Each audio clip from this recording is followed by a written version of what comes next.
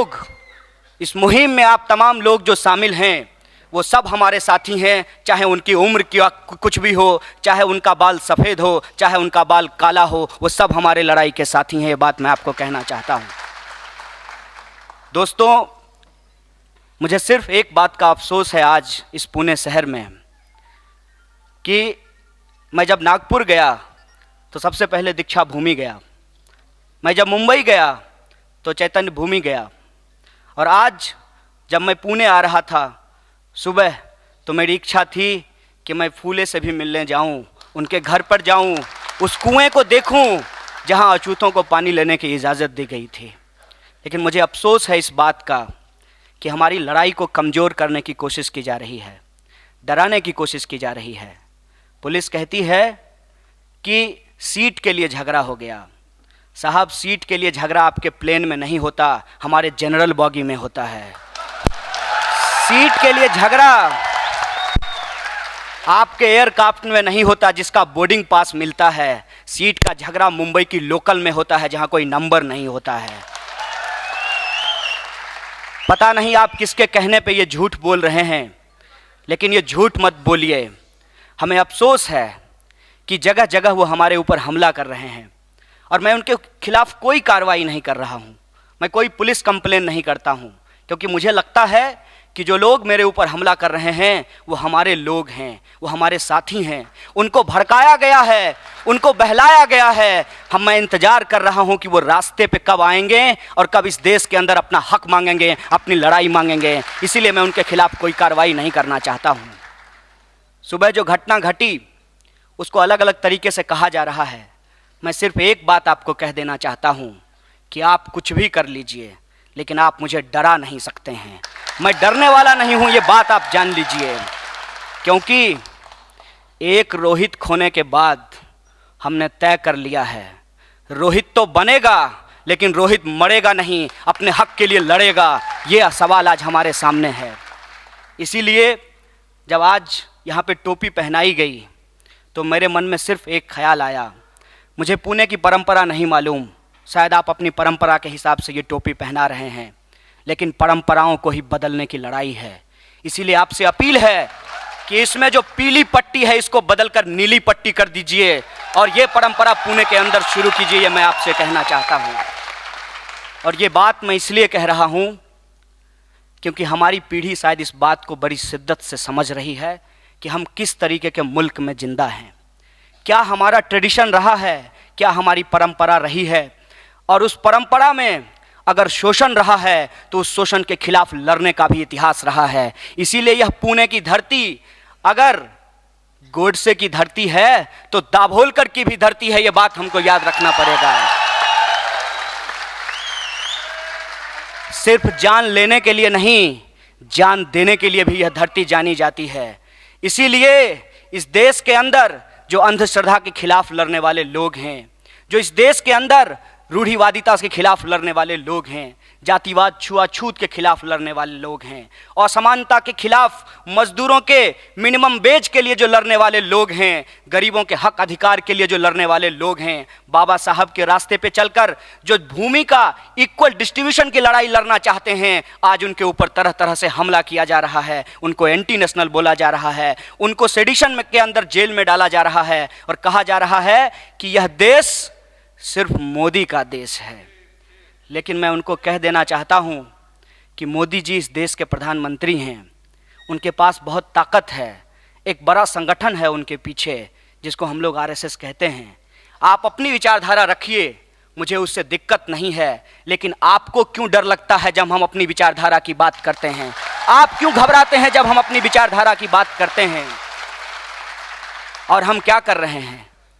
हम इस देश के अंदर जिनको आप भी अपनाने की कोशिश कर रहे हैं, जिनके विचारों को नहीं, जिनकी मूर्ति को आप इंक्रोच करना चाहते हैं, उनका ही नाम हम ले रहे हैं, उनके ही विचारों को अपने जीवन में उतारना चाहते हैं। फिर आपको डर क्यों लगता है? आपको डर इसलिए लगता है कि आपको फोटो खिंचवाने से मतलब है, हमको जीवन में विचारों को उतारने से मतलब है, इसीलिए आपको डर लगता है।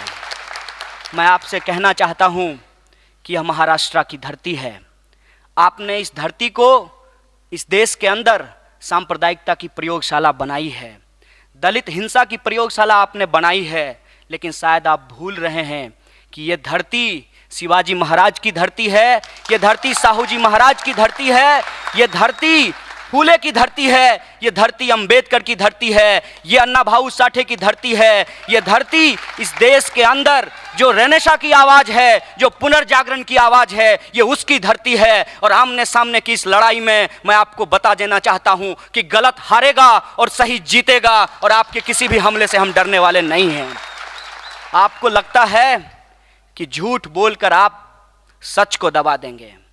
साहब, दबाने का एक नियम हमने भी पढ़ा है, जितना दबाओगे उतना उठ करके खड़े हो जाएंगे, जितना रोहित मारोगे उतना रोहित बन करके दिखाएंगे। ये बात मैं आपको कह देना चाहता हूं। आजकल एक चर्चा चल रही है कि आप आइडेंटिटी पॉलिटिक्स करना चाहते हैं। साहब, आप आइडेंटिटी के आधार पे पॉलिटिक्स करना चाहते हैं, हम सेल्फ रिस्पेक्ट मूवमेंट कर रहे हैं। हम जाति को बचाने की नहीं, जाति को खत्म करने की लड़ाई करना चाहते हैं। हम जाति को इस समाज से मिटाने की लड़ाई करना चाहते हैं। इसीलिए हमें इस बात से फर्क नहीं पड़ता कि किसकी जाति क्या है, रोहित की जाति क्या थी, मेरी जाति क्या है, और इस मंच पे बैठे हुए लोग, इस हॉल में बैठे हुए लोगों की जाति क्या है। हमें इस बात से फर्क पड़ता है कि इस देश के अंदर जो ऊंच नीच की व्यवस्था है, वो व्यवस्था मिटनी चाहिए और सबको बराबर का हक मिलना चाहिए। ये हमारी लड़ाई है। इस लड़ाई को लेकर हम पूरे देश में घूम रहे हैं।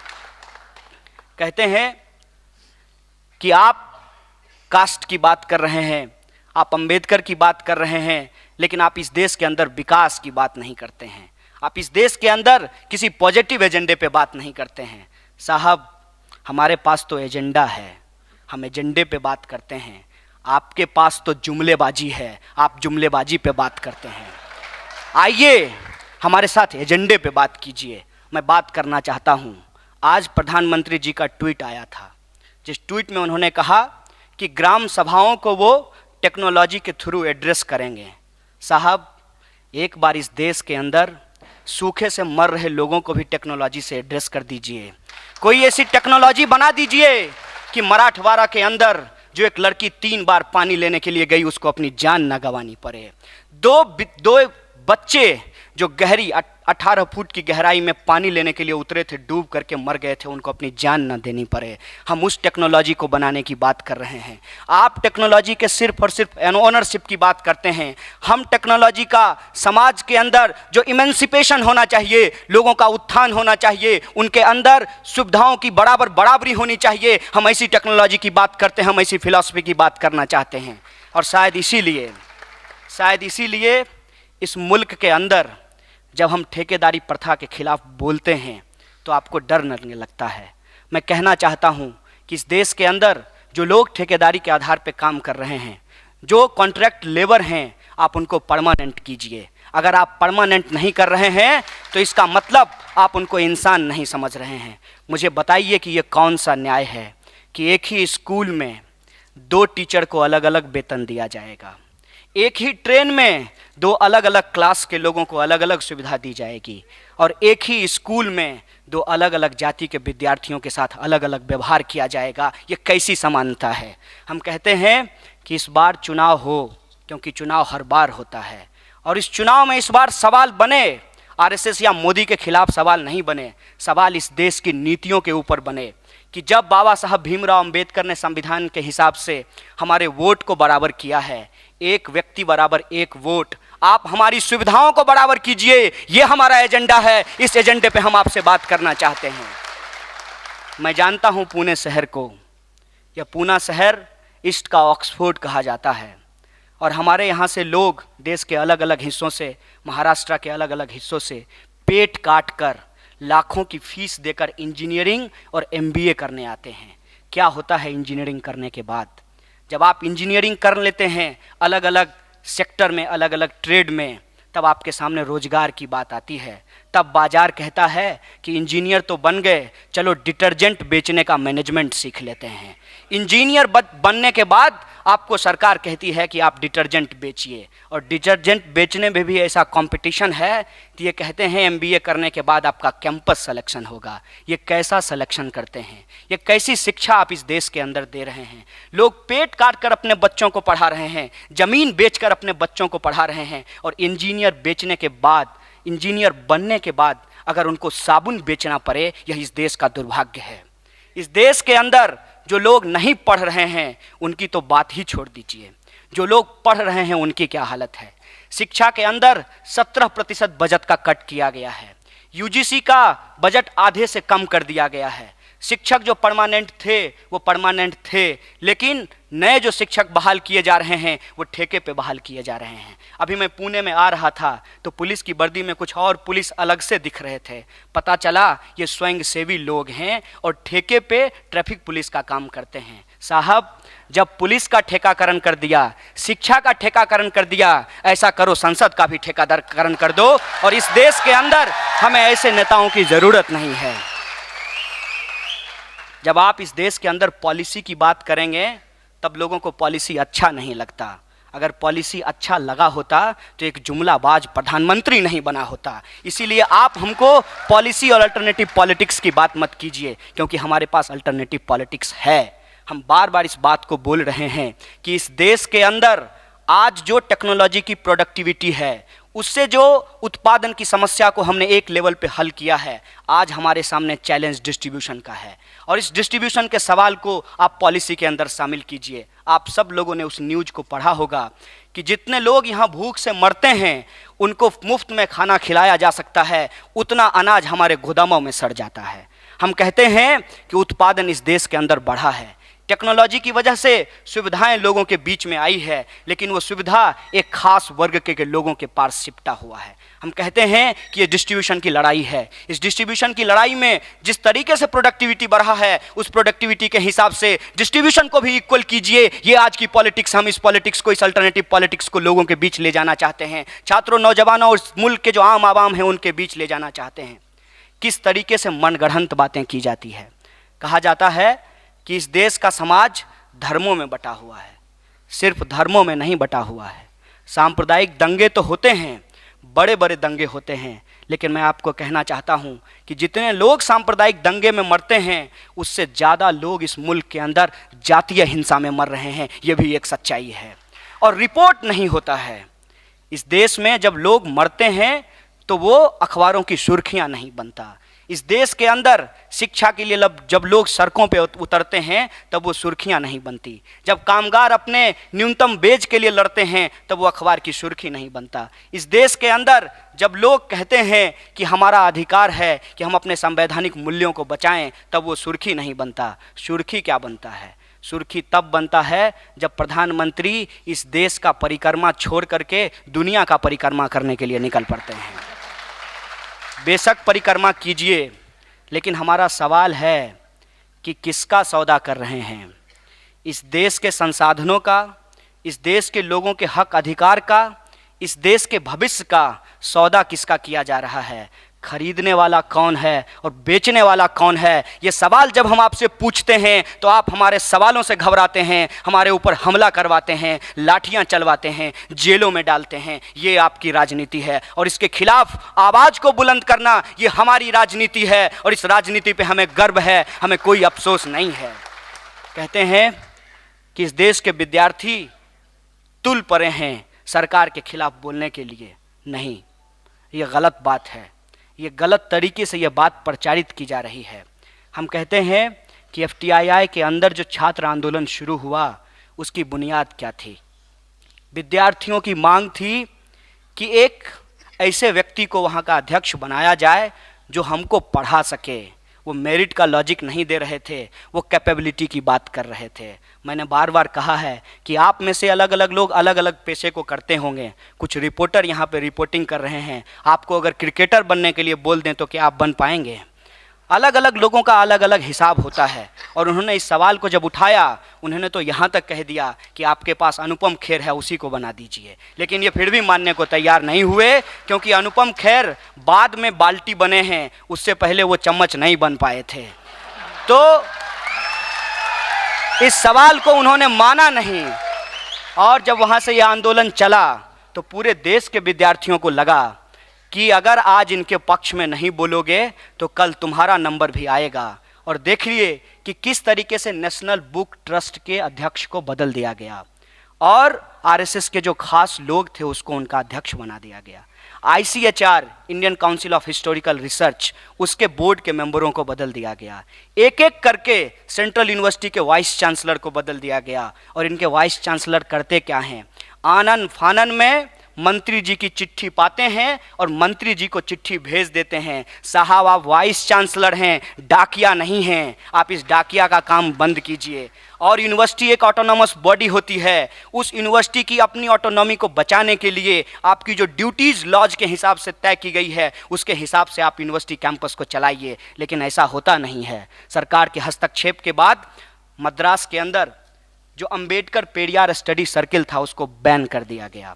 फिर वहाँ पर विद्यार्थियों ने कहा कि हम अंबेडकर को पढ़ना चाहते हैं, हम पेरियार को पढ़ना चाहते हैं। आप भी अंबेडकर की 125वीं जयंती मना रहे हैं, फिर अंबेडकर से पढ़ने वाले लोग से आपको डर क्यों लगता है? ये सवाल मैं आपसे पूछना चाहता हूँ। उसके बाद आप देखिए कि पूरे देश के अंदर जो सेंट्रल यूनिवर्सिटी के विद्यार्थी हैं उनका वजीफ़ा बंद कर दिया गया। एमफिल वालों को 3,000, पीएचडी वालों को 5,000 रुपया दिया जाता था, उनका वजीफ़ा सरकार ने आते ही बंद कर दिया। वजीफ़ा तो बंद करना पड़ेगा, क्योंकि यूजीसी का बजट अगर कम नहीं करेंगे, शिक्षा का बजट अगर कम नहीं करेंगे तो सूट का पैसा कहाँ से आएगा, हवाई यात्रा का पैसा कहाँ से आएगा, और यह जो मेक इन इंडिया के नाम पे पंडालों को जलाया जा रहा है उसका पैसा कहाँ से आएगा? ये सवाल आज हमारे सामने है। साहब, जब आप मेक इन इंडिया बोलते हैं और उसका पंडाल जलता है तो आपके लिए वो एक इवेंट हो सकता है, हमारे लिए वो हमारा कलेजा जलता है। क्योंकि इस देश के अंदर बजट के पैसे को जिस तरीके से बर्बाद किया जा रहा है, हम तमाम महानुभावों को याद करना चाहते हैं, तमाम महानुभावों के विचारों पर हम चलना चाहते हैं, लेकिन इनकी पूरी इच्छा सिर्फ और सिर्फ मूर्ति बनाने में है, सिर्फ और सिर्फ नाम बदल देने में है। साहब, आप नाम बदलिए, हम समाज बदलने के लिए आए हैं, ये बात मैं आपको बता देना चाहता हूँ। और आज हमारे सामने ये परिस्थिति है, जो सरकारी खर्चे का व्यय किया जाता है, गलत तरीके से व्यय किया जाता है। हम कहते हैं कि उस खर्चे को सही जगह पे खर्च करो। इस देश के अंदर ऐसी नीतियां बनाओ कि जिनका वोट लेकर प्रधानमंत्री बने हो, 56 इंच पूरी दुनिया में दिखा रहे हो, उन लोगों के बारे में बात करो, उनके हक अधिकार के बारे में बात करो, और सिर्फ बात नहीं करो, जमीन पर उतार कर दिखाओ। ये विद्यार्थियों, नौजवानों का आज सवाल है, और इसी सवाल के साथ हम आज आपके बीच में खड़े हैं। हम कह रहे हैं कि मूर्ति बनाने से कुछ नहीं होगा, आपको ऐसी नीतियां बनानी पड़ेगी जिससे लोगों का अपलिफ्टमेंट हो सके। इस देश के अंदर शोषण कोई नई बात नहीं है, मानता हूं इस बात को। इस देश के अंदर गरीबी और बेरोजगारी कोई नई बात नहीं है, मानता हूं इस बात को भी। लेकिन इसका क्या मतलब है? इसका क्या मतलब है कि हम लड़ना छोड़ दें, हम उसका विरोध करना छोड़ दें, जब हम कह रहे हैं कि इस देश में जब से जातिवाद रहा है, जातिवाद के खिलाफ संघर्ष भी रहा है। इस देश में जब से गरीबी रही है, गरीबी के खिलाफ संघर्ष भी रहा है। अगर आज भी जातिवाद है, आज भी गरीबी है, आज भी अगर लोगों का शोषण किया जा रहा है, तो अगर उसके खिलाफ बोला जा रहा है तो आपके पेट में दर्द क्यों होता है? और आपको ऐसा क्यों लगता है कि मोदी का विरोध करना देश का विरोध करना है, संघ का विरोध करना संसद का विरोध करना है, और मनुस्मृति का विरोध करना संविधान का विरोध करना है? इस तरीके का बात आप क्यों करना चाहते हैं? आप इसलिए करना चाहते हैं कि आपका काम है समाज को बांट देना। बांट दीजिए साहब, समाज पहले से बटा हुआ है। जाति, धर्म, संस्कृति, भाषा और बोली के आधार पर हमारा समाज पहले से बटा हुआ है। लेकिन याद रखिएगा, हमारी जाति कुछ भी हो, हमारी भाषा कुछ भी हो, लेकिन हम सबके पास पेट है और सबको भूख लगती है। और भूख का सवाल जब सामने आता है, जब भूख के सामने लोगों को बराबर हक देने की बात आती है, सबके सामने बराबर वितरण की बात आती है, तो लोग अपनी जाति और पहचान को भूलकर सड़कों पे उतर जाएंगे। और वो जो लड़ाई होगी वो आमने सामने हक की लड़ाई होगी। और वो हक की लड़ाई में अगर हमें किसी की भी मार्गदर्शन की ज़रूरत हुई तो हम मार्गदर्शन लेंगे। इसीलिए हम आप तमाम बड़े बुजुर्ग से एक बात कहना चाहते हैं, माफ़ी मांगते हुए कहना चाहते हैं, बुरा मत मानिएगा। आपने अपना समय जिया है, आपने अपने दौर को देखा है, आपने अपने तरीके से शोषण के खिलाफ संघर्ष किया है, लेकिन हम सिर्फ आपका मार्गदर्शन चाहते हैं। हम आपके इशारे पे काम नहीं करना चाहते हैं। माफ़ कीजिएगा इस बात को। इसीलिए हम जहाँ कहीं जा रहे हैं, हम हाथ जोड़कर राजनीतिक पार्टी के लोगों को कहते हैं कि मंच पर सिर्फ विद्यार्थी और नौजवानों को बैठने दीजिए। मंच पर सिर्फ और सिर्फ, चाहे वो किसी पॉलिटिकल पार्टी के हों, किसी रंग के हों, अगर वो एस्टेब्लिशमेंट के खिलाफ हैं, अगर वो शोषण के खिलाफ हैं और समता के पक्ष में एक यूनाइटेड मूवमेंट को खड़ा करना चाहते हैं, हम एक साथ मिलने को तैयार हैं। आप हमें मिलने में मदद कीजिए, आप हमें बांटने में मत अपनी कोशिश कीजिए। ये बात मैं आपसे कहना चाहता हूँ, क्योंकि हो सकता है कि इस देश का एक बड़ा हिस्सा ये समझता है कि राजनीति चुनाव से ख़त्म होकर के, चुनाव से शुरू होकर चुनाव पर ही ख़त्म होता है। लेकिन मेरी राय में और हमारे जैसे बहुत सारे लोग उनकी राय में, मैं कभी रोहित से नहीं मिला था, लेकिन हम लोग बिना मिले हुए एक दूसरे से मिले हुए थे, बिना एक दूसरे को जाने हुए एक दूसरे को जानते थे। और ये बात मैं इसलिए आपसे शेयर कर रहा हूँ कि देखिए कहाँ जेएनयू और कहाँ हैदराबाद। जो पॉलिटिकल डिस्कोर्स पूरे देश के अंदर खड़ा हुआ है, उसकी बुनियाद क्या है? उसकी बुनियाद ये है कि इस देश का शासक वर्ग, जिसको हम ब्राह्मणवाद कहते हैं, जिसको हम पूंजीवाद कहते हैं, बड़ी चालाकी से हम शोषित लोगों को आपस में लड़ाते रहा है और हमको लड़ा करके वो हमारे ऊपर शासन करते रहा है। यह अंग्रेजों की नीति थी कि भारतीय लोगों को अंग्रेजी सेना में बहाल करके भारतीय लोगों पर ही गोली चलवाते थे, और वही नीति इस देश के अंदर लगातार शासक वर्ग इस्तेमाल करते रहे हैं। और यह बात हम विद्यार्थियों को समझ में आने लगी जब सहमति और असहमति का विवाद इतना बढ़ गया कि एक सिनेमा दिखाने पे हम लोगों को एंटी नेशनल ब्रांड किया जाना शुरू कर दिया गया। और ये बात हुई क्यों? यह बात इसलिए हुई कि आइडेंटिटी को आपस में लड़ा कर दंगे कराए जाते थे, आइडेंटिटी को आपस में लड़ा करके चुनाव जीता जाता था, और आइडेंटिटी को आपस में लड़ा करके समाज के जो वाजिब मसले हैं उससे लोगों को भटकाया जाता था। और यह बात जब हमारी पीढ़ी समझ गई तो हमने कहा कि एक बड़ी लाइन खींचेंगे, शोषितों का पक्ष एक तरफ होगा और शोषकों का पक्ष एक तरफ होगा। उसका रंग कोई भी हो, हम भी अपनी रंग का परवाह नहीं करेंगे, सारे रंगों को यूनाइट करेंगे और आपके शोषण को खत्म करेंगे। और ये जो लड़ाई हमारी शुरू हुई हैदराबाद से चलकर जेएनयू से, और जेएनयू से जादवपुर, फर्गुसन, रनाडे, और यही वो लड़ाई और यही वो संघर्ष है जिससे लोगों को घबराहट होनी शुरू हो गई है। आज मुझे एक नोटिस थमाया गया कि आप कोई प्रोवोकेटिव स्पीच मत कीजिएगा। हम कर नहीं सकते। प्रोवोकेटिव स्पीच करके लोगों की भावनाओं को भड़काकर चुनाव जीतना यह हमारा धंधा नहीं है।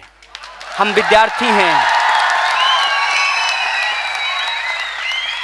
हम विद्यार्थी हैं और समाज के पैसे से रिसर्च करते हैं और समाज की सच्चाई को सामने लाते हैं। और आज समाज की सच्चाई ये है कि अगर शोषित लोग एक मंच पे नहीं आए तो शोषकों का हौसला इतना बढ़ गया है कि जिस संविधान की हम कसमें खाते हैं उसी संविधान की कसमें खाकर ये संसद में बैठे हैं, और जिस संविधान को इन्होंने पहले जलाया था आज भी उस संविधान को ये जलाएंगे। तो उनको मैं कह देना चाहता हूँ कि हम संविधान को बचाएंगे, मनुस्मृति को जलाएंगे, और मनुवाद के आधार पर कोई भी शासन इस देश के अंदर नहीं चलेगा। आज हमारे सामने ये लड़ाई है, वो लड़ाई ये है कि सबको शिक्षा कैसे मिलेगी, सबको रोजगार कैसे मिलेगा। और ऐसा नहीं है कि ये चुनावी जुमलेबाजी है, हमारे पास उसकी योजना है। जब इस देश के अंदर तमाम तरीके के फालतू योजनाओं पर पैसे खर्च किए जा सकते हैं तो जनता के पक्ष में कुछ सही योजनाएं क्यों नहीं बनाई जा सकती? बार बार मोदी जी कहते हैं मैं चाय वाला का बेटा हूँ। अच्छी बात है मोदी जी, आप चाय वाला का बेटा हैं, मैं किसान का बेटा हूँ। आते हैं मिलकर के एक नीति बनाते हैं कि इस देश के अंदर जो गरीब लोग हैं, गरीबी रेखा भी आप ही तय कर दीजिए। आप कोई भी रेखा तय कीजिएगा, इस देश की करोड़ों जनता उस रेखा के नीचे ही आपको मिलेगी, क्योंकि यही इस देश की सच्चाई है। आप रेखा तय कीजिए और गरीबी रेखा के नीचे रहने वाले लोगों को केजी से लेकर के पीएचडी तक मुफ्त शिक्षा देने की बात कीजिए। ये हमारा एजेंडा है। रोजगार की बात हो रही है, रोजगार का नाम लेकर के ही माननीय मोदी जी प्रधानमंत्री बने हैं और उन्होंने कहा था कि हर साल 2 करोड़ रोजगार पैदा करेंगे। क्या हालत है रोजगार की? पिछले साल 1,34,000 रोजगार पैदा किए गए। कहाँ जा रहा है ये जो stand up India, startup India, make in India, इस पे जो इतना पैसा खर्च किया जा रहा है, आप में से बहुत सारे लोग मीडिया में भी काम करते होंगे या प्रबुद्ध लोग होंगे। आप जानते हैं कि एक छोटा सा ऐड अखबार में देने में हजारों रुपया लगता है, तो पूरे पन्ने का मोदी जी का थोबरा देने में कितना पैसा खर्च होता होगा।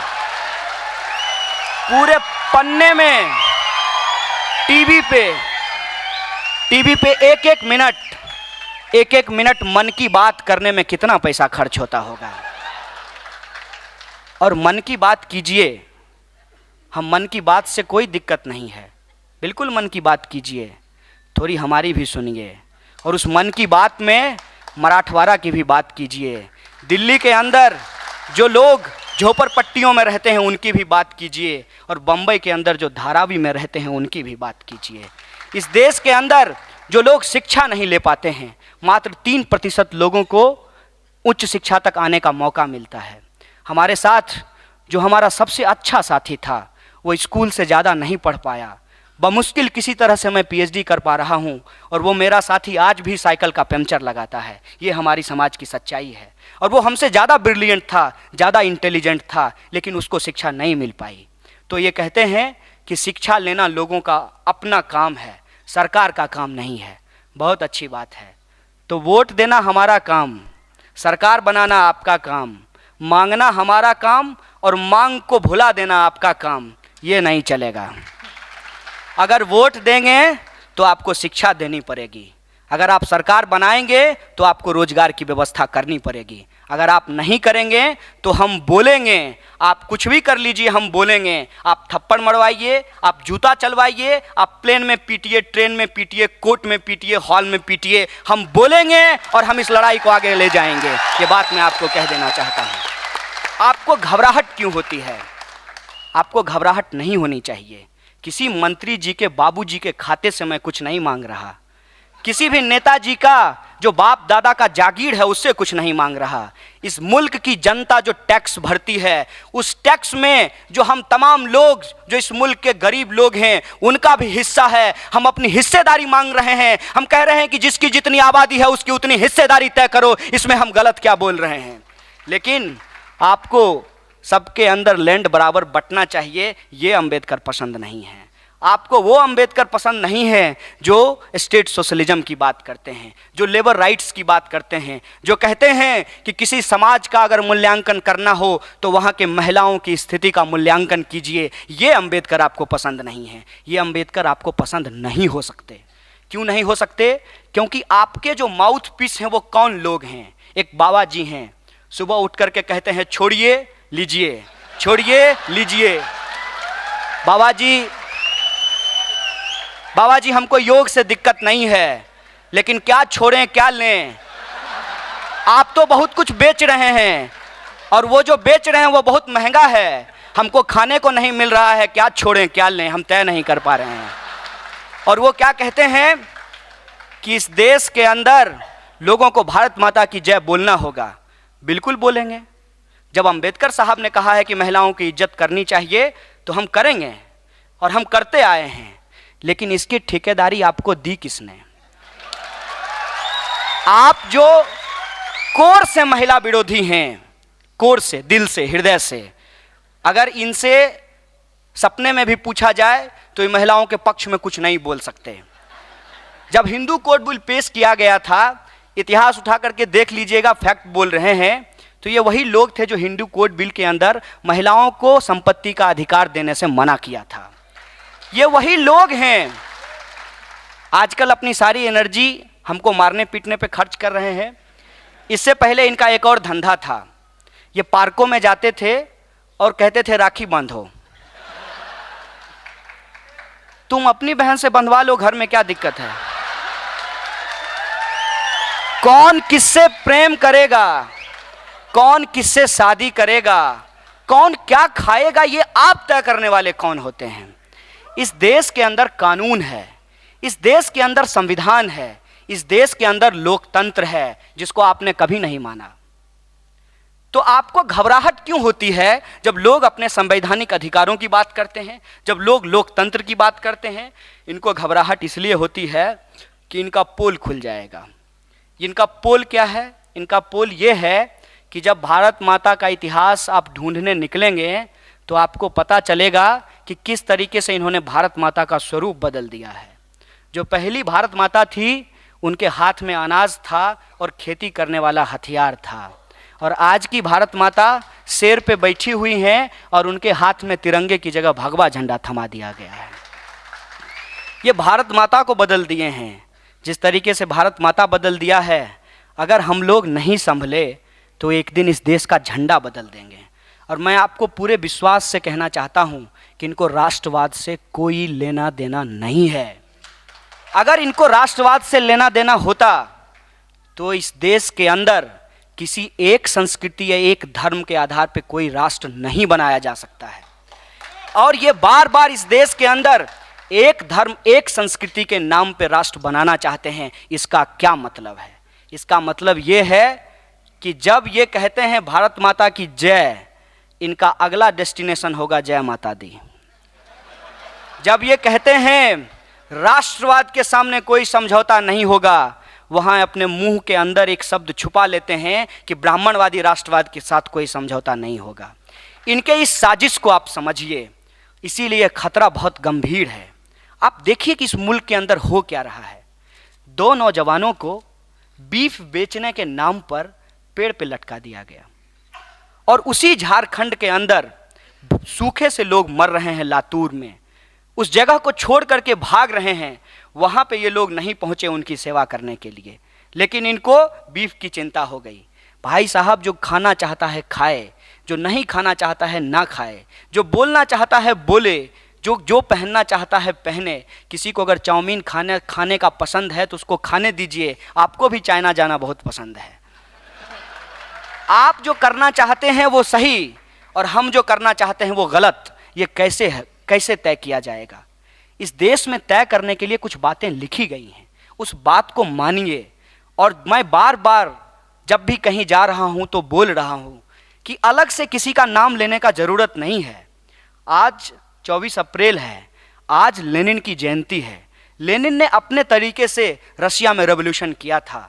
हम में से आप तमाम लोगों को इस देश की जो चिंतन परंपरा रही है, जो कबीर से शुरू होकर गुरु नानक, बुद्ध, तमाम तरीके के लोगों से होते हुए इस देश के अंदर बराबरी की बात करता है, सत्य की बात करता है, अहिंसा की बात करता है, उस फिलॉसफी के आधार पर अगर काम करें तो आप लेनिन हो सकते हैं, आप अंबेडकर हो सकते हैं, आप फूले हो सकते हैं, आप पेरियार हो सकते हैं, और इस देश के अंदर जो गैर बराबरी है आप उसको मिटा सकते हैं। ये समाज के सामने एक चुनौती है, और हमारी पीढ़ी अगर इस बात को शिद्दत से महसूस नहीं करेगी तो इस मुल्क में बहुत कुछ खतरनाक होने वाला है। ये बात मैं आपको कहना चाहता हूँ। और ये सिर्फ मेरा कोई व्यक्तिगत डर नहीं है, इसका बुनियादी कारण है। चुनाव लड़ा जाता है विकास के नाम पे, और पहले साल अपनी माता, दूसरे साल गौ माता, और तीसरे साल भारत माता। पता नहीं चौथे साल में कौन सी माता होंगी। हमें माताओं से कोई दिक्कत नहीं है। जैसे मेरी माँ है उसी तरीके से रोहित की माँ है, उसी तरीके से मोदी जी की भी माँ है। मोदी जी, कभी आप रोहित की माँ से मिल लिए होते? मोदी जी, आप कभी डेल्टा मेघवाल की माँ से मिल लिए होते? मोदी जी, चलिए मैंने गलती किया, मान लेते हैं आपकी बात को, हालांकि मैंने आपके हिसाब से गलती की है, संविधान और कानून के हिसाब से कोई गलती नहीं की है। क्या आप ये समझते हैं कि इस देश के अंदर जो माहौल बनाया जा रहा है, उस माहौल में एक माँ को क्या दर्द होता होगा जब उसके बच्चे के ऊपर पब्लिकली जूता फेंका जाता होगा? उस माँ को क्या दर्द होता होगा कि जिसका बच्चा हैदराबाद सेंट्रल यूनिवर्सिटी में पढ़ने गया था वो पंखे से लटक गया?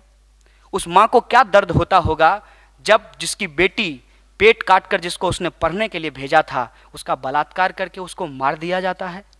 क्या इस मुल्क के अंदर संवेदना खत्म हो गई है? क्या इस मुल्क के अंदर मानवता खत्म हो गई है? अगर कोई मानवता की बात कर रहा है तो आप नेशनल और एंटी नेशनल का मुद्दा छेड़ दे रहे हैं। कौन एंटी नेशनल है और कौन नेशनल है? हम सवाल पूछना चाहते हैं। मेरी राय में अगर विद्यार्थी अपनी पढ़ाई को ठीक से करता है, इससे ज़्यादा नेशनल कुछ नहीं हो सकता। मेरी राय में अगर किसान किसानी करता है और लोगों के लिए अनाज पैदा करता है, उससे बड़ा नेशनलिस्ट कोई नहीं हो सकता। मेरी राय में अगर शिक्षक पढ़ाते हैं, विद्यार्थियों के अंदर शिक्षा का ज्योति जलाते हैं, उससे ज़्यादा नेशनलिस्ट काम कुछ नहीं हो सकता। इस देश के अंदर जो मजदूर अपनी जान देकर खून पसीने से इस देश की इकोनॉमी का चक्का चलाते हैं, उससे बड़ा नेशनलिस्ट कोई नहीं हो सकता। और इस देश की रक्षा करते हुए जो लोग सीमाओं पे जान दे रहे हैं, उससे बड़ा नेशनलिस्ट कोई नहीं हो सकता। लेकिन आप नेशनल और एंटी नेशनल की परिभाषा संसद में बैठ करके तय करना चाहते हैं। आपको संसद में नेशनल और एंटी नेशनल का डिफिनीशन करने के लिए नहीं भेजा है इस देश की जनता ने। शिक्षा मंत्री को भेजा है शिक्षा की नीति बनाने के लिए, और प्रधानमंत्री को भेजा है इस देश का विकास करने के लिए, संविधान को मजबूत करने के लिए, लोकतंत्र को आगे बढ़ाने के लिए भेजा है, ना कि आप लोकतंत्र को लोकतांत्रिक संस्थाओं में बैठ करके कमजोर करें, इसलिए आपको भेजा गया। ये कैसा समाज हम बना रहे हैं, ये कैसा मुल्क हम बना रहे हैं। कहा जा रहा है कि विद्यार्थी लोग अननेसेसरी मोदी जी के खिलाफ बोल रहे हैं। क्यों बोलेंगे मोदी जी आपके खिलाफ? आपसे कोई व्यक्तिगत दुश्मनी नहीं है। मैं मानता हूं कि आप भी एक गरीब परिवार से चल करके प्रधानमंत्री देश के बने हैं। हम भी तो उसी गरीब की बात करते हैं, उसी के हक और अधिकार की बात करते हैं। आप हमारा हक और अधिकार दे दीजिए, आपसे हमारा कोई झगड़ा नहीं है। 15 लाख रुपए हमारे अकाउंट में भेज दीजिए। बुलेट ट्रेन चला करके उसके डब्बों में इस देश के अंदर जो गरीबी रेखा से नीचे रहने वाले हैं लोग हैं, उनके लिए सीट रिजर्व कर दीजिए। आपसे हमारा कोई झगड़ा नहीं है। इस देश के अंदर आप सरकारी अस्पतालों को बंद करके निजी अस्पतालों को खोल रहे हैं, वहां हमारे घर परिवार वाले भी अपना इलाज करा पाएं, ऐसा व्यवस्था कर दीजिए। आपसे हमारा कोई झगड़ा नहीं है। और हम बेरोजगारों को आप रोजगार दे दीजिए, हमारी योग्यता के हिसाब से, अपनी योग्यता से हम रोजगार मांग रहे हैं। लेकिन जा करके देख लीजिए, मुंबई के अंदर कामगारों से मैंने बातचीत की, अगर कोई दलित है पीएचडी कर करके भी उसको स्वीपर का काम मिल रहा है। ये कौन सी व्यवस्था आपने बना करके रखा है? अगर किसी इंसान ने पीएचडी की है तो उसे किसी आप नीति बनाने वाली संस्था में नौकरी दीजिए, किसी विश्वविद्यालय में नौकरी दीजिए, आप उसको स्वीपर का काम दे रहे हैं। और ये बात कोई हवा में नहीं है, तमाम डेटा को आप उठा करके देख लीजिए। जिसकी जितनी योग्यता है उसको उस हिसाब से रोजगार दे दीजिए। अगर रोजगार नहीं दे पाते तो अपने रेफरी से ही सीख लीजिए, अपने मालिक से ही सीख लीजिए। अमेरिका और यूरोप के अंदर जो बेरोजगार लोग हैं, सरकार का काम है उनको रोजगार देना। अगर सरकार रोजगार नहीं दे पाती है तो एक एक बेरोजगारों को बेरोजगारी भत्ता देती है। और आपको सुनकर के आश्चर्य होगा, हमारे पुलिसकर्मी लोग यहाँ खड़ा हैं, आपको जितना वेतन मिलता है उतना बेरोजगारी भत्ता मिलता है अमेरिका के अंदर बेरोजगारों को। आप कहते हैं कि हम दुनिया का सबसे ताकतवर मुल्क भारत को बनाएंगे। कौन कहता है कि नहीं बनाइए? बनाइए, लेकिन कैसे बनाएंगे? कैसे समाज की परिकल्पना आप करते हैं? आप ऊंच नीच की परिकल्पना अगर समाज में करते हैं तो मान लीजिए कि आपका शरीर देश है और आपका नाक अगर सिर्फ लंबा हो जाए तो आप संतुलित विकास नहीं कर रहे हैं। इस देश के अंदर आप घूम घूम करके देखिए, एक तरफ लोग 5-5 लीटर अपने वॉशरूम में पानी बहा देते हैं फ्लश करके, और दूसरी तरफ 5 लीटर पानी लेने के लिए लोग 20 किलोमीटर चलते हैं। ये इस देश की सच्चाई है। जिसके पास पैसा है वो बोतल बंद डब्बों में पानी पीता है। जिसके पास पैसा है वो सील बंद डिग्री खरीद सकता है। जिसके पास पैसा है वो तमाम तरीके की सुविधाओं को ले सकता है, चाहे वो शिक्षा हो चाहे वो स्वास्थ्य हो। लेकिन जिसके पास पैसा नहीं है वो इंसान होते हुए भी इंसान नहीं है। ये स्थिति इस देश के अंदर बना दी गई है। अगर हम इसकी बात करते हैं तब आप कहते हैं कि आप एंटी नेशनल बात कर रहे हैं। अगर देश के लोगों के हक और अधिकार की बात करना एंटी नेशनल है तो आप कौन सा नेशन बनाना चाहते हैं? इसका मतलब यह है कि एक आप ऐसा नेशन बनाने की कल्पना रखते हैं जिसमें लोगों के लिए कोई जगह नहीं होगी। इसीलिए आज शिक्षा को बेचा जा रहा है। और शिक्षा अगर बिकेगी तो क्या होगा? आप सब में से बहुत सारे लोग मोबाइल इस्तेमाल करते हैं। जिसके पास जितना औकात होता है उतने का मोबाइल खरीदता है, और जितना पैसा होता है उतने का रिचार्ज कराता है। कल को शिक्षा भी अगर मोबाइल दुकान पे बिकेगी तो जिसके पास जितना पैसा होगा वो उतना ही शिक्षा ले पाएगा। तो हमारे संवैधानिक अधिकार का क्या होगा, हमारे लोकतांत्रिक अधिकार का क्या होगा, ये सवाल हम पूछना चाहते हैं। अगर रिचार्ज के हिसाब से आप शिक्षा का कूपन हमको बेचेंगे तो हम नहीं खरीदेंगे, और हम अंगूठा नहीं दबाने जाएंगे आपके कमल के बटन पे, आपके हाथ के बटन पे, या आपका कोई भी चुनाव चिन्ह हो उस पर बटन दबाने नहीं जाएंगे। उस अंगूठे से हम इस देश के अंदर एक सवाल खड़ा करेंगे कि ये अंगूठा सिर्फ बटन दबाने के लिए नहीं है, ये अंगूठा अपने हक और अधिकार के लिए जो हाथ उठता है, जो मुट्ठी तनती है, उसको बनाने के लिए भी हम इस्तेमाल कर सकते हैं, उस संघर्ष को भी हम आगे बढ़ा सकते हैं। ये बात मैं आपसे कहना चाहता हूं। आज हम इस देश के तमाम जो नौजवान हैं, तमाम जो विद्यार्थी हैं, उनके सामने एक बड़ा सवाल है कि इस देश में हो क्या रहा है, इस देश के जो लोग हैं उनकी स्थिति क्या है। आप तमाम इलाकों में घूमिए, 25% मुल्क का भूभाग सूखे से ग्रसित है। खाने की बात छोड़ दीजिए, पीने तक को पानी नहीं मिलता है। इस देश के अंदर जो किसान हैं, आप उस दर का अंदाज़ा नहीं लगा सकते, मिनटों में लोग आत्महत्या कर रहे हैं। इस देश के अंदर पल पल दलितों, अल्पसंख्यकों और महिलाओं के ऊपर अत्याचार हो रहा है। इस देश के अंदर अगर आप आदिवासियों के हक की बात करेंगे तो आपको नक्सली बता दिया जाएगा, और अगर आप अपने हक की बात करेंगे तो आपको पुलिस का इन्फॉर्मर बता दिया जाएगा। अगर आप आदिवासी की बात कीजिए तो इनके पास एक स्टिकर है, वो नक्सली आपके पीठ पे चिपका देंगे। अगर आप दलितों के हक की बात कीजिए तो वह स्टिकर नक्सली से बदल करके कास्टिस्ट हो जाता है, उसके ऊपर चिपका दिया जाएगा। अगर आप सबकी बात करेंगे तो वो स्टिकर कास्टिस्ट से बदल करके एंटी नेशनल होता है, जो आपके पीठ के ऊपर चिपका दिया जाएगा। तो ये जो स्टिकर खेलते हैं, इनको मैं बता देना चाहता हूँ कि स्टिकर से देश नहीं चलता, स्ट्रेटजी से देश चलता है। आप स्टिकर बेचिए, हम आपके खिलाफ स्ट्रेटजी बना रहे हैं, इस देश को बचाने के लिए स्ट्रेटजी बना रहे हैं। इस देश के अंदर जो एक एक लोग हैं उनके हक और अधिकार के लिए स्ट्रेटजी बना रहे हैं, और ये स्ट्रेटजी बन करके रहेगा। और उसका एक उदाहरण ये है कि आपने तमाम कोशिश की, आपने तमाम तरीके का जो प्रोपेगेंडा है इस देश में फैलाया, लेकिन सच सामने आया और लोग जान गए कि अब की बार फोटोशॉप की सरकार हमने बनाई है। और फोटोशॉप का सच लोग जानने लगे, नकली वीडियो का लोग सच जानने लगे। इसीलिए इनको लगा कि जो आलाप हमने आलापा था, जो राग हमने छेड़ा था, वो पूरी तरीके से उत्तर प्रदेश चुनाव आने से पहले ही फेल हो गया है। और इनको डर लगने लगा है कि जो लड़ाई रोहित वेमुला ने लड़ी, इस देश के अंदर जो ऑप्रेस्ड को यूनाइट करने की बात की गई, उनसे घबरा करके इन्होंने एक नया सगुफा छोड़ा था, वो सगुफा भी फेल हो रहा है। इसीलिए अब ये डराना चाहते हैं, लेकिन डर से हमको कोई लेना देना नहीं है, क्योंकि हम मान लिए हैं कि अगर इस देश के अंदर आपको जीना है तो लड़ना पड़ेगा। और इस मुल्क में अगर आप अपने हक के लिए लड़ेंगे तो आपको कुछ भी सहना पड़ सकता है, आपको जान भी देनी पड़ सकती है, और हम जान देने को तैयार हैं, क्योंकि हमारा आदर्श रोहित वेमुला है। और इस संघर्ष में चाहे जो भी हो जाए, लेकिन इस देश के अंदर जो संविधान का मूल्य है, जो हमारी प्रस्तावना कहती है, सबकी समानता की बात की जाएगी, सबके लिए न्याय की बात की जाएगी, सबके हक और अधिकार को सुनिश्चित किया जाएगा, और एक धर्मनिरपेक्ष समतामूलक समाजवादी भारत की रचना की जाएगी। यही हमारी लड़ाई है, यही हमारा संघर्ष है, और इस संघर्ष में हम आगे बढ़ेंगे। और हमें पूरी उम्मीद है कि जिस तरीके का साथ और सहयोग अलग अलग जगह पे लोगों का मिल रहा है, तमाम तरीके के अवरोधों के बावजूद जिस तरह से ये लड़ाई आगे बढ़ी है, हमें पूरा भरोसा है, हम लड़ेंगे, जीतेंगे, यही हमारा कमिटमेंट है। अंतिम बात बोलते हुए मैं अपनी बात को ख़त्म करना चाहता हूँ, क्योंकि हम आंदोलनों की एकता को सुनिश्चित करना चाहते हैं। हमें रंगों से कोई खास मतलब नहीं है, हम जन आंदोलनों की एकता को स्थापित करना चाहते हैं। इसीलिए हमारा आज का नारा है, नहीं रहेंगे अब दबकर बिरसा भगत सिंह अंबेडकर, नहीं रहेंगे अब दबकर मार्क्स लेनिन अंबेडकर, नहीं रहेंगे अब दबकर फूले बिरसा अंबेडकर, फूले पेरियार अंबेडकर। इनकलाब जिंदाबाद, जय भीम, लाल सलाम। एक मिनिट, या ठिकाणी या मंचावर, या सभागृहात उपस्थित असलेले जातीयांताच्या लढाईचे प्रणेते आणि JNU-SU फर्ग्युसन FTIला आम्हाला साथ देणारे माननीय बाळासाहेब आंबेडकर या ठिकाणी उपस्थित आहेत। आम्ही त्यांना विनंती करतो की त्यांनी ISFचे राष्ट्रीय अध्यक्ष वलीउल्ला कादरी आणि कन्हैयाकुमार यांना संविधान, आपल्या हातानं संविधान सुपूर्द करावं आणि लढाईची थाप यांच्या खांद्यावर द्यावी।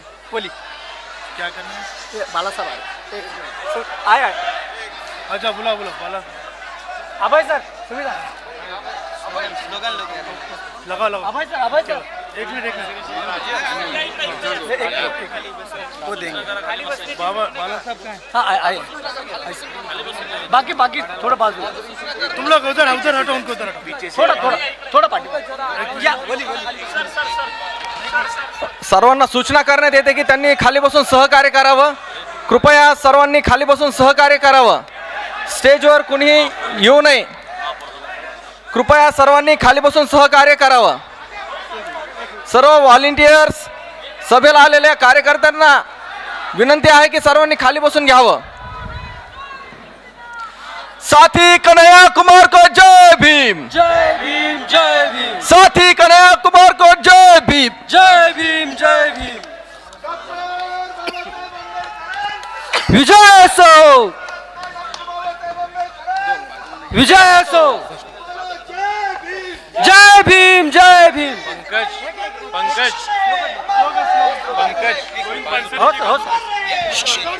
साथियों, एक गुजारिश है कि पुणे के लोगों ने पूरे देश के अंदर एक संघर्ष छेड़ा है और वो संघर्ष एफटीआईआई से शुरू हुआ.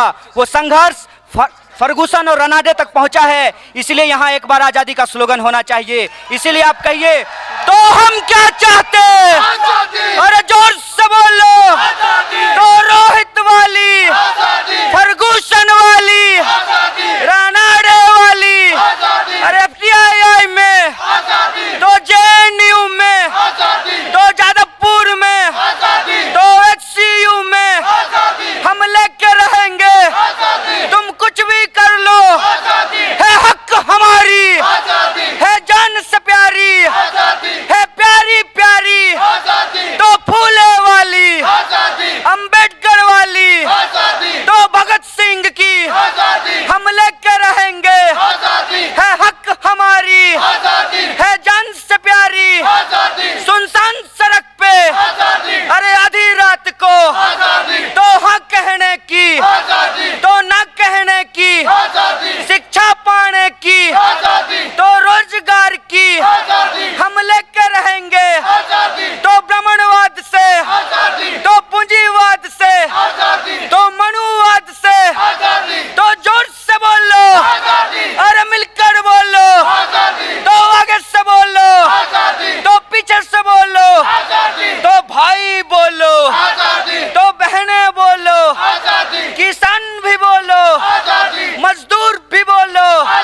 तो दलित भी बोलो. पिछड़ों भी बोलो. हम लेकर रहेंगे. हम सब मिलकर लेंगे. अरे सभी मानव की. तो रोहित एक्ट को लागू करो. अरे रोहित एक्ट को लागू करो. अरे नहीं रहेंगे अब दबकर. बिरसा फूले अंबेडकर. अरे नहीं रहेंगे अब दबकर. अरे नीली